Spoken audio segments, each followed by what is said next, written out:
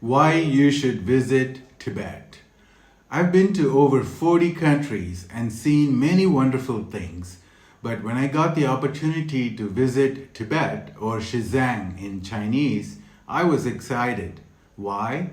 Because it's exotic, ancient, 4,000 meters above sea level, has links to India, Buddhism, and has geopolitical intrigue because of all the sensational stories from the Western media. And being in a group of journalists from all over the world made the trip even more compelling. Hi, I'm S.L. Kanthan, a geopolitical analyst from Bangalore, India. I would like to share with you my personal observation, experience, and thoughts on Tibet. Seeing is believing, but experiencing is understanding. It was a short but busy trip of 4 days. First, we drove hundreds of kilometers from a small town to this capital city, Lhasa. Then we drove all over Lhasa, which was a wonderful way to see the real Tibet. It's interesting how the Western media cries about Tibet's culture being erased or the Tibetan people being oppressed.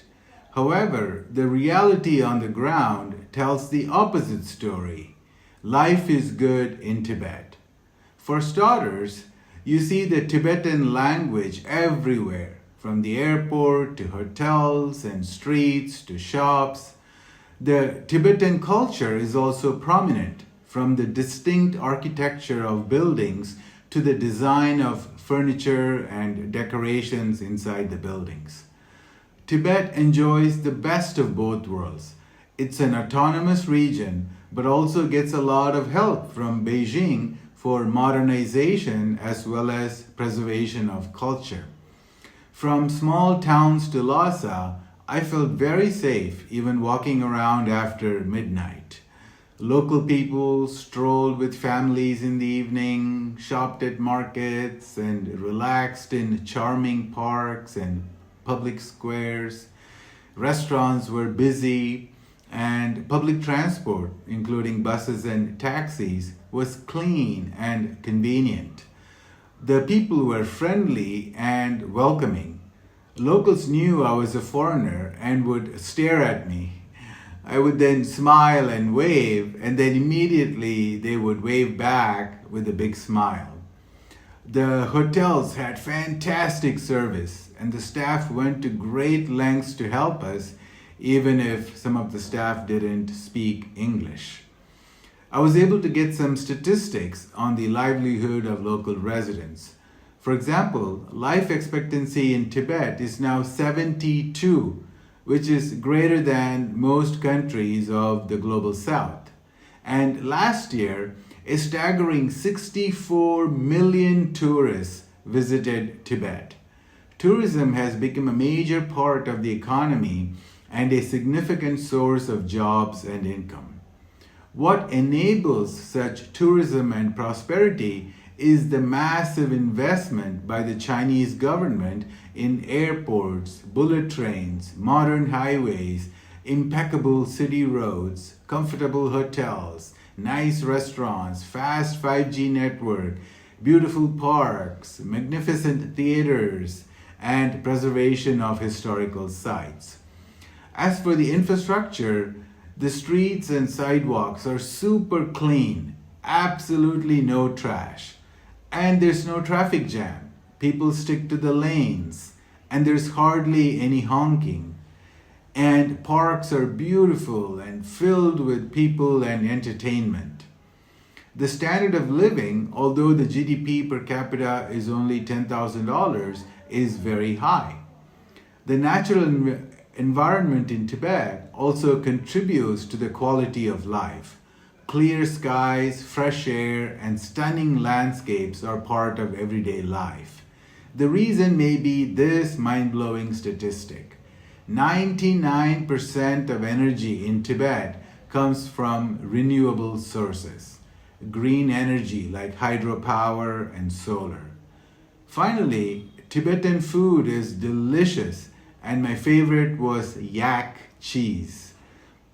You can choose street vendors or five-star local restaurants to try traditional as well as modern cuisine. To add a commentary, Tibet is an excellent testament to socialism with Chinese characteristics.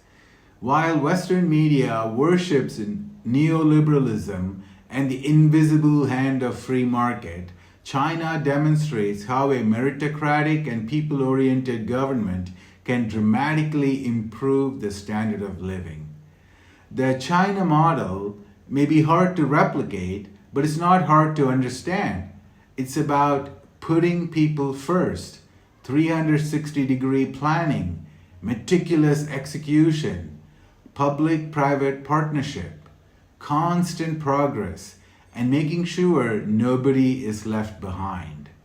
Thus, in China, relatively poorer provinces and remote rural areas attract a lot of attention and investment from the central government in Beijing.